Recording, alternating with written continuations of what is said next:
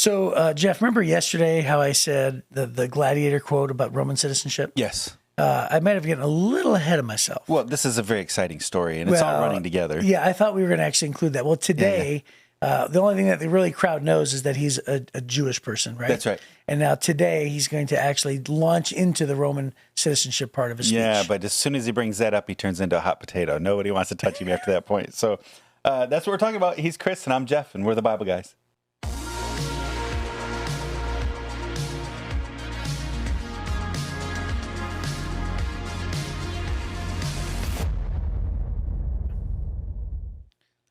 So, Mr. Jeff, we have given to us, they're calling it this or that. This or that. What would you rather pick? Okay. So here is the first question. These are fun. And then we just need to talk about it, Yeah, whether we have commonality or... Okay. I haven't read any of these, I have not I either. haven't seen them. I have not either.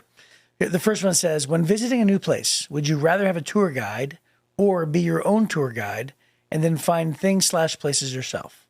I'd rather be my own tour guide. Yeah. 100%. I think it depends on where you are. Mm-hmm. I think in Israel, like we're going to Israel in a couple of months, I think that it's absolutely necessary to have your own tour guide. Mm-hmm. I saw the value of it last time when I went in 2009. Yeah. But I would say other than that, I would probably want to be my own tour guide. Yeah, it depends on how much time you have. Like I love to, when I travel, I always, everywhere we go, buy a Lonely Planet guide. So there's a guide there, and it's telling you eat at these restaurants, check these places out. Here's how much it costs for that museum, whatever. But I would rather not have somebody, because the other side of it is those guides always want to take you to their cousin's shop to go buy souvenirs, and, right? And there's kind of this thing. So it frustrates me. But I was just in Luxor, Egypt, about a month and a half ago, and there's the Valley of the Kings where King Tut's tomb is, and there's Luxor Temple and Karnak Temple, all that kind of stuff. But we only had one day. Right? We only had one day. Well, at that point, there's so much to cover that we decided, let's hire a professional guide. And he just gave us we said, hey, we want to do these 5 things. Just give us the highlights. And it was perfect because he had a very precise knowledge of how far away things were and how much time we could spend in each place. And he did a great job. That was fantastic. So on that day when we were really tight, using a guide was good. That's cool. Yeah. But normally I'd rather do it myself. Okay, number 2. If you had a free cruise, would you rather go to Alaska or the Caribbean? Alaska. Me too. Yeah. Well, only because I've been to the Caribbean several times. Oh, I haven't. And it's a bucket list for me to see the Northern Lights. Oh, yeah. Myself. I haven't been to Alaska. But yeah. And I haven't been to Caribbean either. Yeah. So number 3. Wow. Hey, I've been somewhere you haven't. Yeah. I haven't been there. Wow. How about that? Number 3. Would you rather live on the East Coast or live on the West Coast? Ew. Right. So all of our listeners in California and in Jersey are like, "Oh, thanks, man." And Maine. Yeah, I don't know. I would rather. Well, that's like asking all them, would you rather live in Michigan or Indiana? Right. It is it's true. The same. It's the same. You're right. I like where I live. Okay, but you got to choose. It's a would you rather question. East Coast. East Coast? I think so too. Yeah. But it's only because I feel like everybody who lives on the West Coast, it's in another, I feel like they're on a different planet. I really do. I feel like it's like I love it. I've been to California several times, but it seems so far removed from the reality in which I love and live. Right? Yeah. It just seems like, I know it's only a plane ride away, but still. All right. How about this one? Number 4. If you could time travel, this is a good one. Would you rather be able to experience the past or to experience and see the future? The past. Why? So you can get a sports almanac. Go get it to yourself. Yeah, exactly. No, I think the future is an adventure to me, but I've read so much about the past. I'd like to go see it. Yeah. So I like the mystery of what's happening tomorrow. Okay. All right. I think my answer is also the past. Oh, wow. But not because I'm fascinated with all of my reading and information of the past. I think it's because I would want to affect the future. But that's really not the question, was it? It's not the question. Oh, yeah. Okay. Would you rather just experience It's experiencing the past? them. Yeah. Would you want to experience well then I'm sorry. I'm changing my answer. Yeah? I'm going to go to the future. Go to the future? Yeah. I think so. Okay. Yeah. Yeah. Just to know it's coming. Mm-hmm. And then I can come back to the present and be like, invest in crypto. Yeah. Right. Mm-hmm. Okay. So there it is. So here we go. So I think we can put that one to bed. Okay. I like that. I like the would you rather type. Yeah, answers.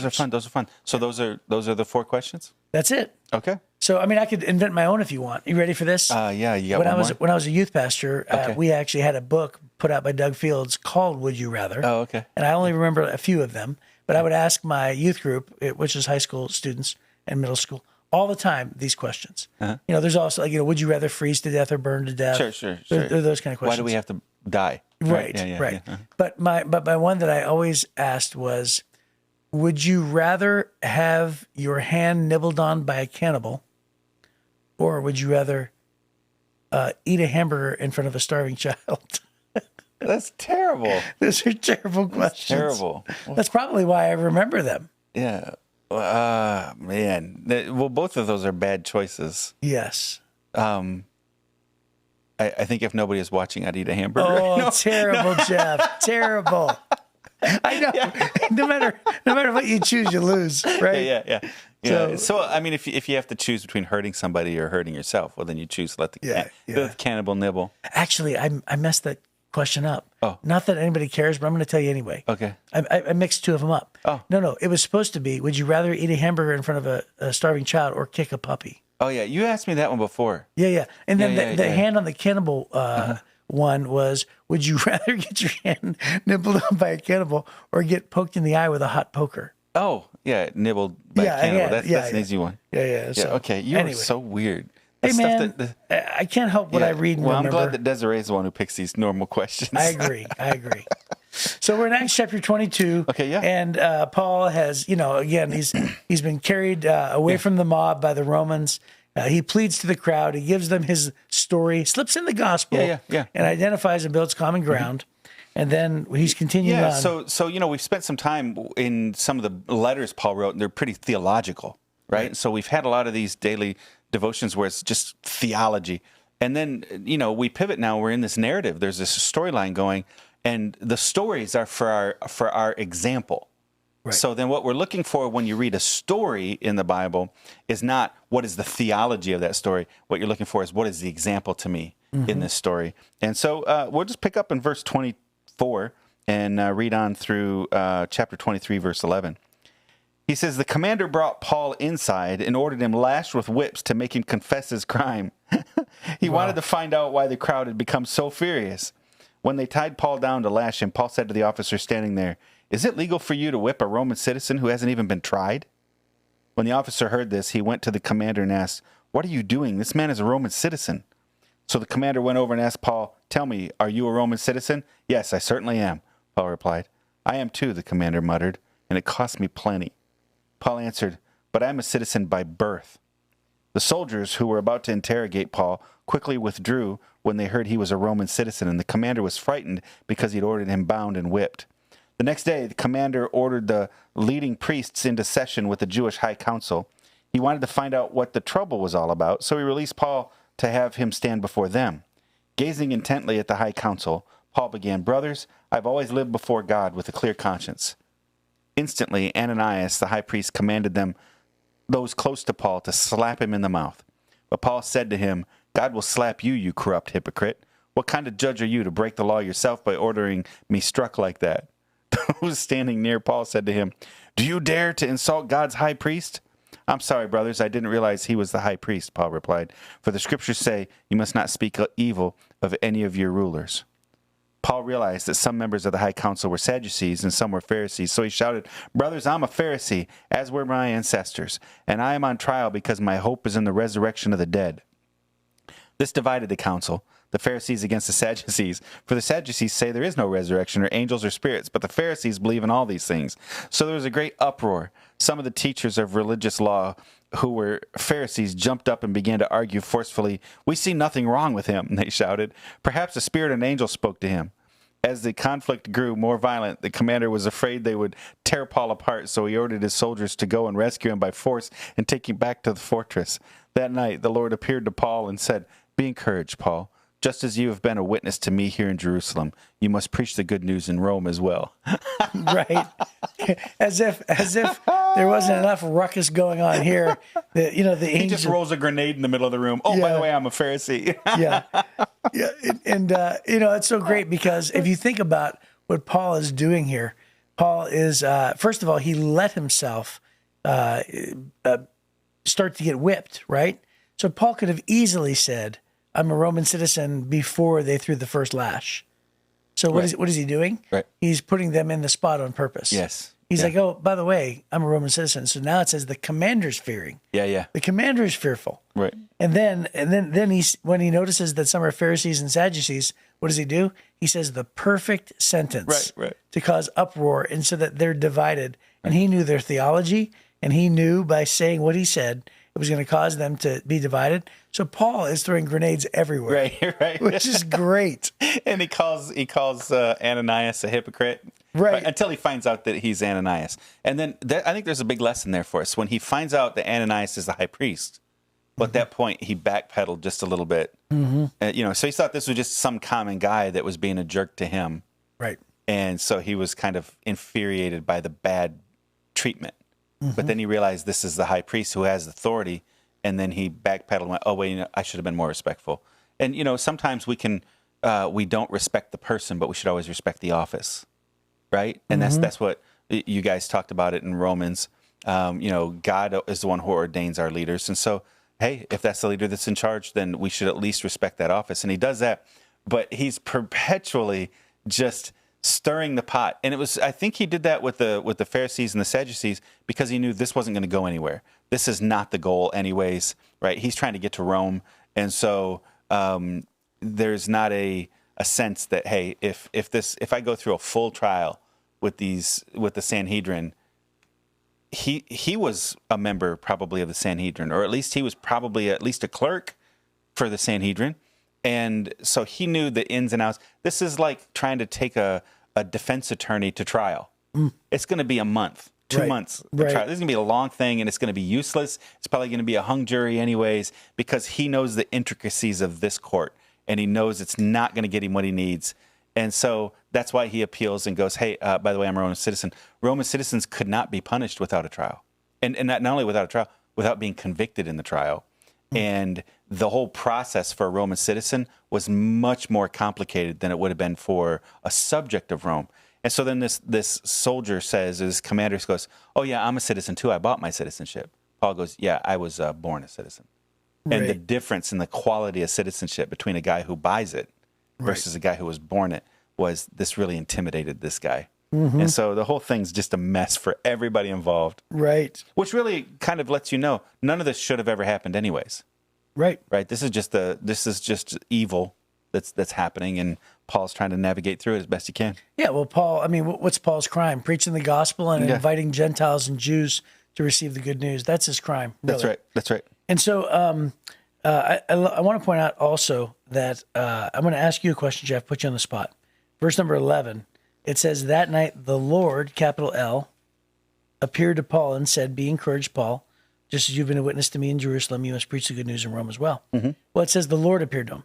It's the same question I have in Acts chapter number, whatever it is, 18 or so, or whatever, during the plagues of Egypt, where it says, people always say the angel of death came down and went through and killed the firstborns and the whole lamb on the post. But the scripture doesn't say that. The scripture actually says, God said, I will come down. Mm-hmm. I will come down and come through.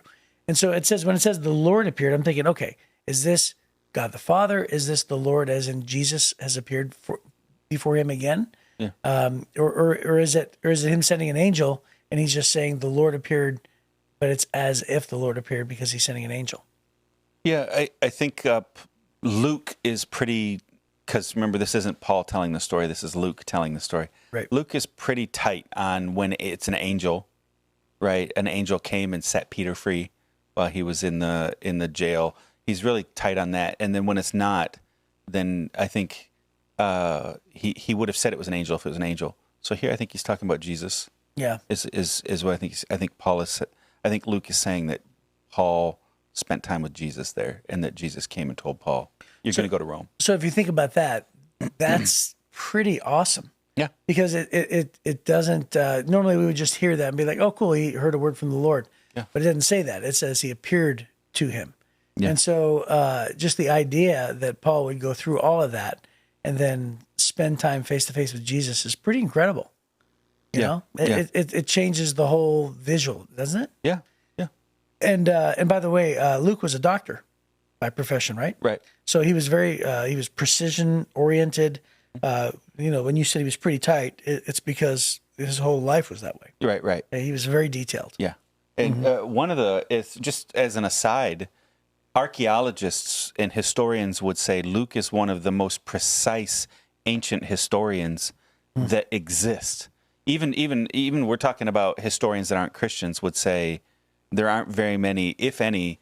Oh, this is 2 days in a row. Yeah, how 2 days exciting, in a row. man. Yeah, very exciting. Wow. I think it's dusty in here. Hey, Maybe. is this a new segment now? Is this what made Chris sneeze? Yeah. I'm just kidding. It's not dusty in here. I don't know why I'm sneezing. Yeah. So, anyways, he's a very precise historian, and that kind of, I think, is one of the reasons why. It also it refers to be encouraged, Paul, just as you've been a witness to me here in Jerusalem, you must preach the good news in Rome as well. But he says, you've been a witness to me, right? So he's saying, this is, I think, Jesus talking, because Paul never was, testified of an angel. He always was testifying of what Jesus did in his life. Yeah. So, yeah. And this is a unique moment. We don't see this happening in Paul's life all the time.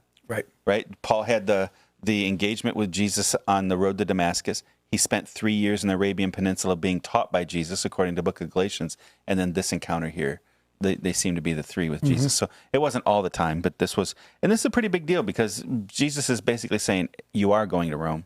Right. And, all those prophecies are going to come true. Right.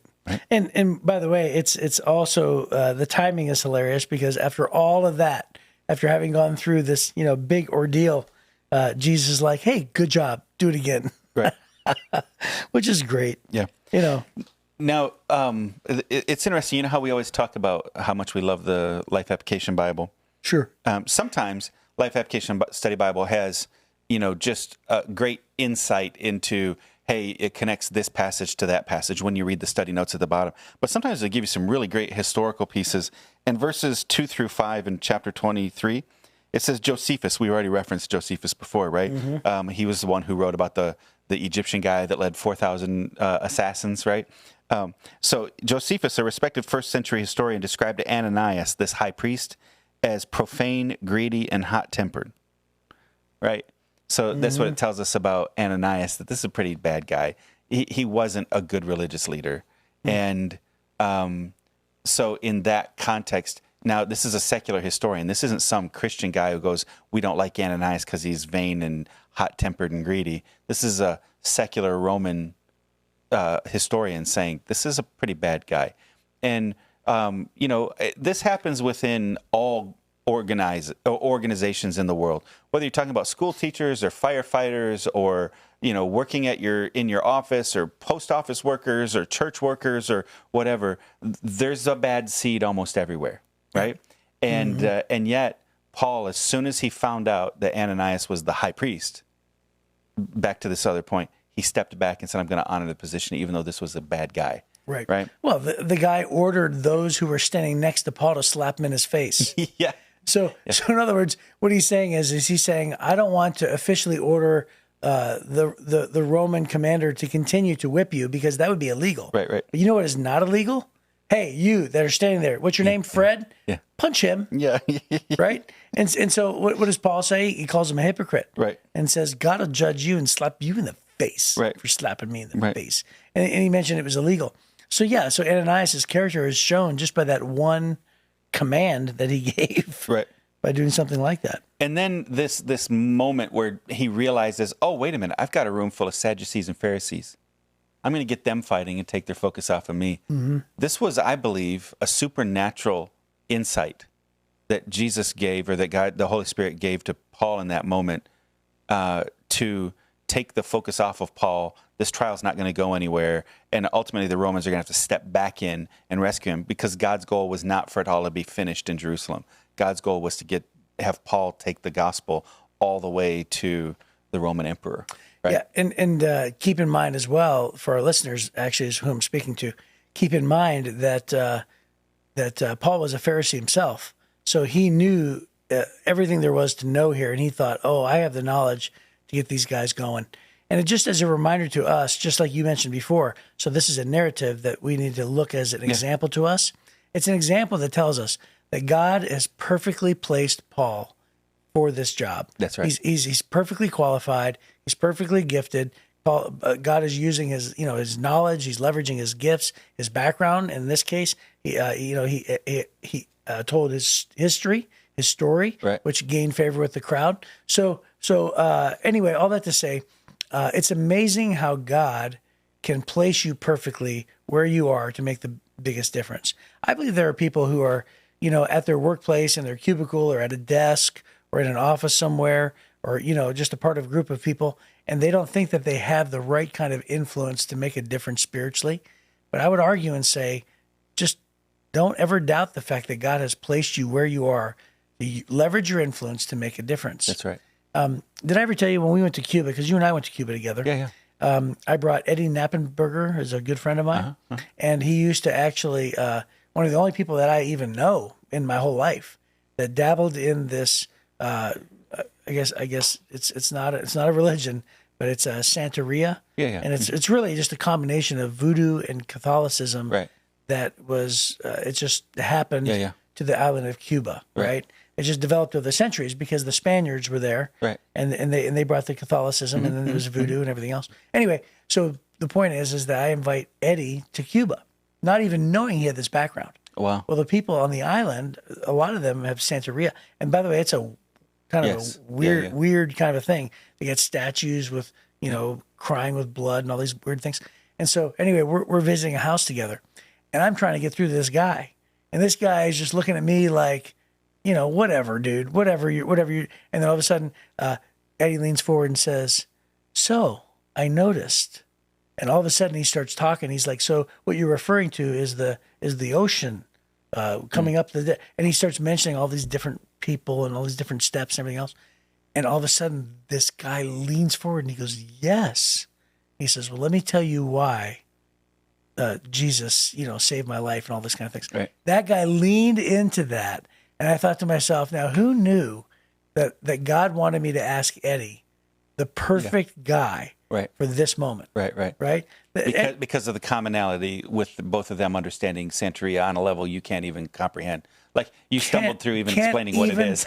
Well, I was trying to be respectful too. Yeah. Right? Sure, but they have all these figurines and statues with different names. The complexity of it is unbelievable. And the demonic work within it is pretty substantial. Yes. And so for Eddie to be able to communicate directly with that guy on a level, not on an academic level, but on a practical, I lived your life. Yes. Thing. Yeah. And it was brilliant to watch, but I literally in that moment, I kid you not, I recognized the bigness of God here. Yeah. And I thought, man, way back 3 months ago when God just said, "Hey, ask him, it'd be good for him." Yeah. I had no idea that he was going to be the most qualified person in this room at this moment. Right. Which was great. And there's some mom listening who goes, "Oh, I don't have some extravagant." Yes, but you're uniquely positioned to reach moms. There's some tool and die guy who, "Oh, I'm not a ministry." Yeah, but you can reach tool and die guys, right? Right. God has positioned you specifically to reach the people that you're around. He's not waiting for Chris and Jeff to show up to lead them to Jesus. He sent you to go lead them to Jesus. Yeah, right. Or an invitation to a Christmas service. That's right. Or an Easter service. Yep. That's right. So it's pretty great. God's in control. That's what this whole thing's about.